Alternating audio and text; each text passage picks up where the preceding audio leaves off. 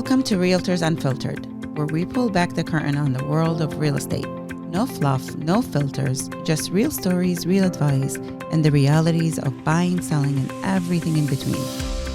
This is your host, Inas Latif. Whether you're a client looking for your dream home or an agent seeking inspiration and insight, you've come to the right place. Let's get started.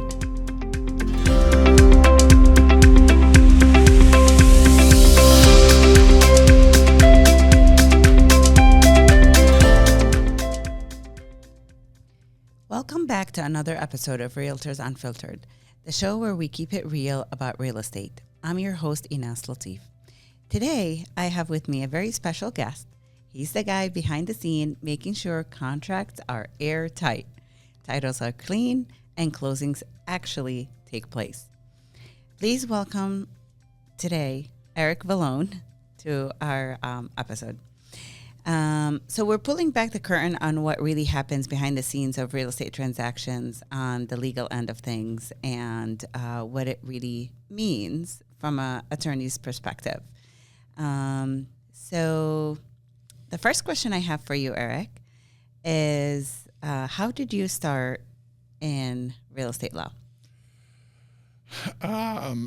So my father was an attorney, but, when I decided to go to law school, it wasn't, it was an influence to some extent, but really I was just like, hey, I'm done with college. I don't really know what I want to do with my life. I'll go to law school. It'll kind of give me some time to figure it out.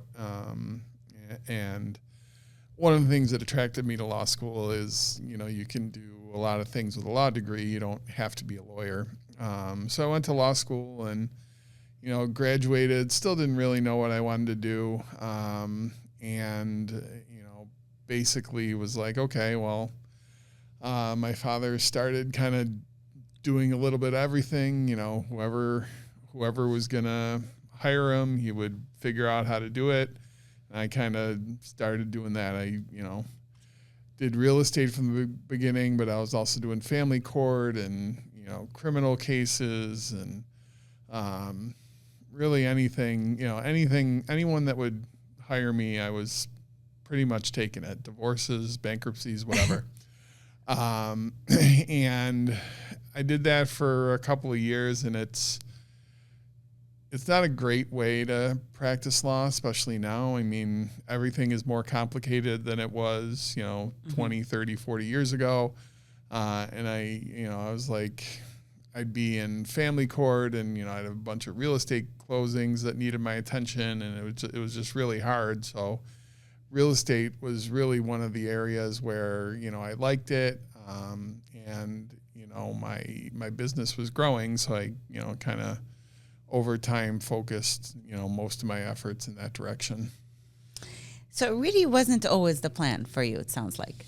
No, I kind of kicked around a lot of things. I kicked around medical school when I was in college. I was, various other things. I'm like, oh, that would be interesting, and there's still part of me. It's like, hey, it'd be great to be a writer or to, do whatever, do something else. The grass is always greener on the other side, Right. So. Right. Are you a reader? Yeah, I read a lot. Yeah. That makes sense why you thought about being a writer too. Mm-hmm. So you practiced all different types of law, and you just mentioned that you liked real estate. What is it about the real estate law that attracted you, or, yeah? Yeah, I think one of the things that attracted me is that, it's generally, you can get win-win outcomes for people. A lot of times in litigation and stuff, there's a winner and a loser. Real estate, most of the time, is not like that. You have a seller that wants to sell, a buyer that wants to buy, a lender that wants to lend, and they can all get what they want. So that's a nice thing. The other thing that attracted me to it is you run into a lot of complicated problems in real estate closings that, or at least maybe I do, maybe I shouldn't speak for everybody, but, that people really need your help in, in unraveling. And that's one of the things I like about it. And it's one of the things that I, think I'm good at is kind of taking complicated problems and breaking them down and figuring out a way to get through them. Yeah, you are amazing at that. And what people don't know is the big heart that you have. So this makes sense to me why you didn't like the win-lose situation and you liked more and were attracted more to the win-win situation of law. Yeah, makes so much sense. We've worked together for a while now, actually a long time, a few years, coming on almost 15 years. Probably, yeah, close to that. Yeah. But I never really asked you what was your first closing like. What was my first closing like? So I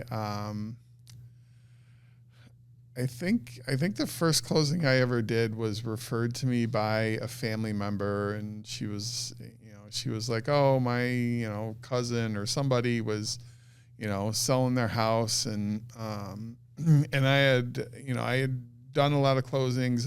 During law school, I helped my dad in the summers and stuff, and I had been to a lot of closings. I had kind of seen the process. I had taken real estate courses in law school. So I kind of knew, I knew but didn't know.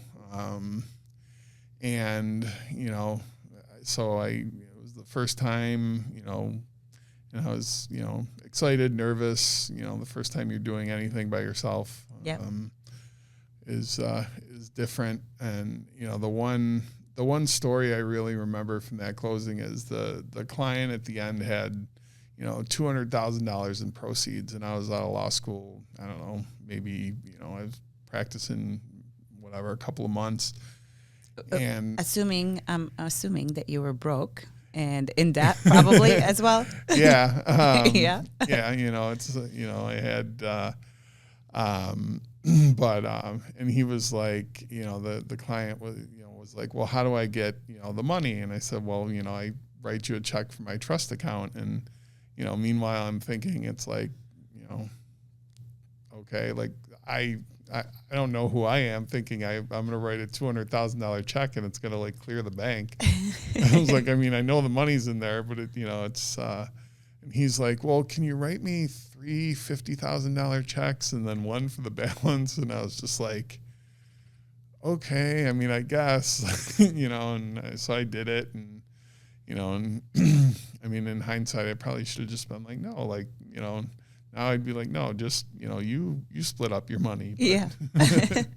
So this was the first time you were responsible for such a huge amount of money, right, and dealing with such a huge amount of money. Yeah. And fresh out of college. There was, definitely that night I, went home and went to sleep and was, terrified that I was going to get a call the next day from the bank and like, hey, you screwed this up and this check bounced and, all this bad stuff happened. It's all your fault. And, but it was fine.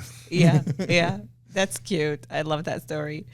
Well, with different things that you deal with buyers and sellers, what's your favorite thing about working with buyers and sellers? Really just when they, when a client achieves their goal, whether when the buyer buys their house and, starts to move in, or when the seller, sells and, achieve, for whatever reason they're selling, whether that's to buy a new house or to, move to Florida or to, downsize or whatever, really that, helping them kind of achieve that is certainly, those days are the best. So it sounds like it's more personal for you than just a transaction job. Sure. Yeah. No, we try to make it as personal as possible, and we try to keep clients. We do a lot of closings, so we definitely sometimes you can't do it for every on every case, but yeah, no, I definitely try to do that. Build the relationships. Mm-hmm. Yeah. It's interesting because I believe the consumers, or maybe even realtors, people in the industry, probably have the wrong idea about attorneys, thinking that Everything is just a transaction to an attorney, and that potentially is maybe happening in some cases. But it's really refreshing to see that you're personally involved and you care, and it brings you joy to get your clients to the finish line. So I really love that about you, Eric, and that's one of the reasons we love working together, because we have the same type of culture on our team as well. Sure. Yeah. Oh, so both you and I agree that it's dealing with a real estate transaction is beyond just contract. It's people, stress, and emotions. However, let's dig into the process a little bit. From your perspective, what are some of the most common legal issues that pop up in deals? So during the transaction, I think probably the most common thing are title issues of some sort. Oftentimes the seller may have a mortgage that they didn't know about or wasn't discharged. A lot of people think, I pay my mortgage and then that's it. And that's often true, but not always. There's a document called the discharge of mortgage that removes the lien from the property that has to get filed at the clerk's office. And especially years ago, banks used to send that original discharge to the homeowner, in a letter and say, hey, you're responsible for filing this at the clerk's office. And, people would get their mail, look at it, say, oh, great, I paid off my mortgage, cool, put this wherever they put paperwork or get rid of it or whatever. And meanwhile, that lien was still on the property. So then when they would go to sell, we'd say, hey, you owe XYZ Bank for this mortgage. And they're like, I paid that, 50 years ago. And it's like, okay. And, you got to kind of track that down. I mean, I had a client one time and who I think we were doing a refinance. And we said, hey, there's this mortgage, from M&T Bank. And she said, she said, let me bring this thing into you. And I think this is what I need. And she brings it in, and sure enough, it was the discharge that we needed. And she said, yeah, she's like, how you have that thing? This is when people had phones in their houses. And she said, how you have that thing, you put it by the phone. And I was like, yeah. And she's like, yeah. She's like, I got this, and it was 10 years before. Wow. And she's like, I put it in that thing, and it's been there ever since. Oh my gosh, how dusty was it? It's like, okay, well. At least she knew exactly where it was. I know, yeah, she knew exactly where it was and brought it in, so. Yeah. Is it sometimes difficult to track these discharges if it's paid 50 years ago? Who do you even call for that? Yeah, so so Network Title actually has a service that will track down old discharges, because sometimes, the banks have merged. And, you don't know, but it's not something that, a client's going to want to, pay me to spend the time to track it down. So there are services to assist with that. Yeah, there are services that can help, and and they, they do this all the time, so they know the people to call and know all the ins and outs of which banks merge with which when, and where they are now. Yeah, and this is really important because it could really hold up closing, or maybe cost the closing to not take place because one party is not going to be patient with the other party about it. Sure. Yeah.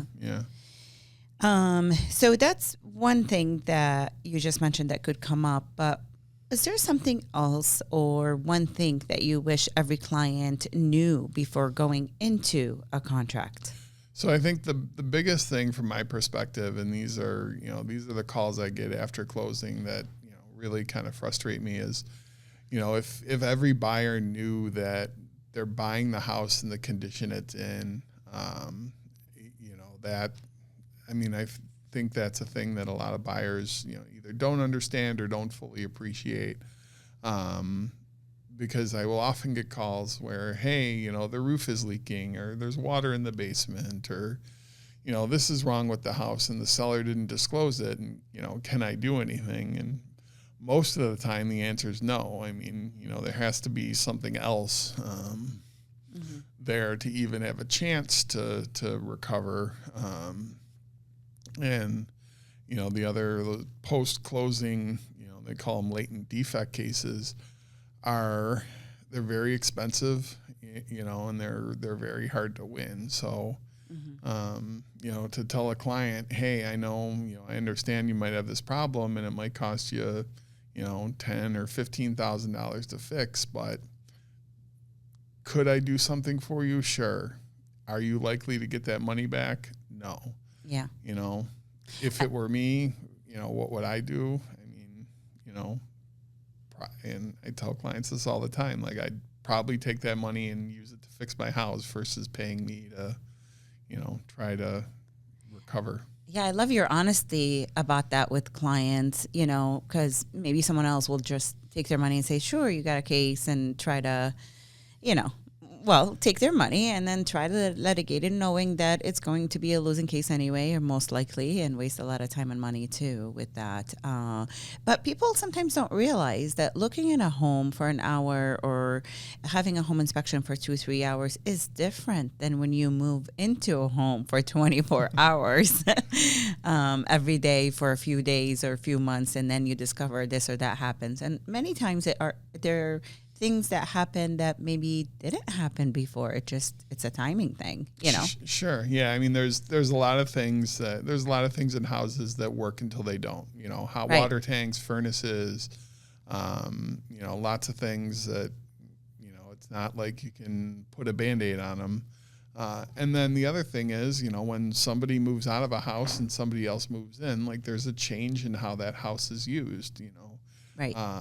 That's a good point. You have, maybe you have a single person, maybe they're older that's living in the house and, they're doing, they're living their life in there, and then they move out and a family of 3 moves in and, or 4, and, all of a sudden it's like you're using a lot more water and you're just stressing the house in different ways that, that other person or that other family didn't do, and that's going to reveal different things with the house. Yeah, absolutely. Even from my own personal experience, we purchased a home, and I can tell that the hot water tank and furnace are, not new, older, knew that, hey, they may need replacement in the next couple of years. Well, they needed replacement like less than 30 days into the process. But to your point, people who were living in the house I purchased were snowbirds. They barely used the house. They were here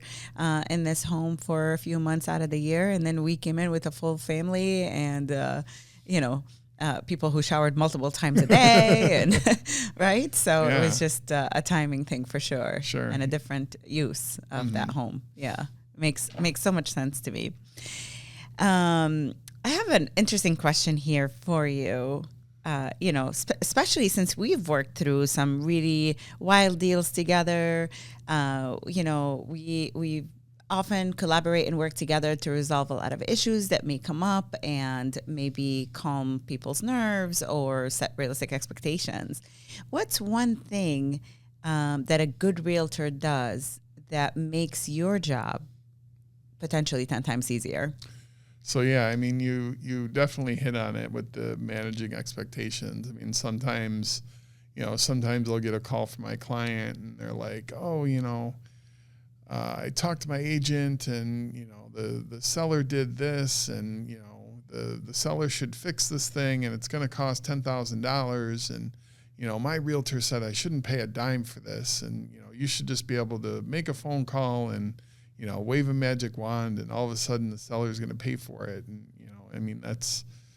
does that happen? Sure. Is that common? No. And a lot of times there's not, it's a negotiation. And if you're before closing and you're a buyer, sometimes the best option is not to close. And it's hard because people don't hire me to not buy a house. Right. They've already invested time, energy, made plans. Sure. Yeah. Maybe paid for a home inspection and appraisal. Right. And oftentimes, what should happen isn't, like, could we do this? Sure. Should we, invest the time and money and, to go after the few $100s, probably not. Yeah. A lot of times people forget that it's not about winning or losing or winning over the other party. It's more about bringing the meeting of the minds. There's so many people involved in a real estate transaction and so many emotions between the buyer and the seller as well. So bringing the meeting of the minds and finding solutions for problems that could come up. Sure. Without naming any names necessarily, what's the most memorable or craziest closing you've ever been a part of or had to handle? So, I mean, I've had closings that were, the craziest was, it was just a really complicated transaction. There was a land contract involved, which is where the seller, sells the property to the buyer and the buyer pays over time. And then that buyer was then selling that property to a third person. One of the parties was part of a Chapter 13 bankruptcy, so the bankruptcy court was involved. The septic failed on that transaction. Oh my There gosh. were home inspection issues. There were final walkthrough issues. It was part of a series of transactions where everybody had to close and move, and just coordinating that. And it was, every time it was like, okay, we solved that issue, and it was whack-a-mole. Another one was popping up. Wow, that sounds like a lot of challenges in one transaction. Yeah, it was. It was crazy. And when we finally, when it finally closed, there were definitely times where I did not think that transaction was going to close.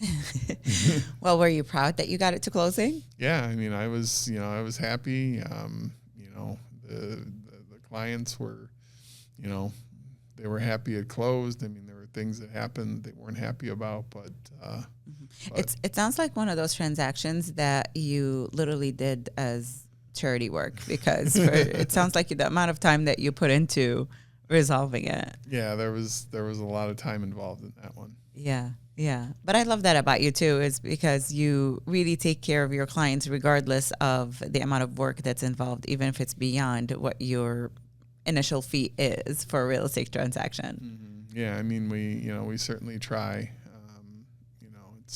And you got to kind of balance that, because it's like, in one part of me is like, okay, I'm spending all this time on this person, but it's like, you also have all these other people too, that it's like they deserve your attention too. So Right. So many families involved, so many parties involved, definitely. Now, if you, let me rephrase this. Have you ever had to play a therapist in a transaction? Yeah, I'm not a therapist, and nobody should come to me for therapy, but I think that's a large part of all of our jobs, is just kind of relating to somebody on a human level and finding out like what their actual concern is. Oftentimes I'll have a client call me and it's like, I need to close by next week Thursday, and no ifs, ands, or buts about it. And if that's something that we can easily accomplish, it's like, okay, then we'll do that. If it's not, because it's not always possible. There's other parties in the transaction and vendors and other things that can delay things. It's my next question is kind of digging into that a little bit and finding out like, okay, what's the concern?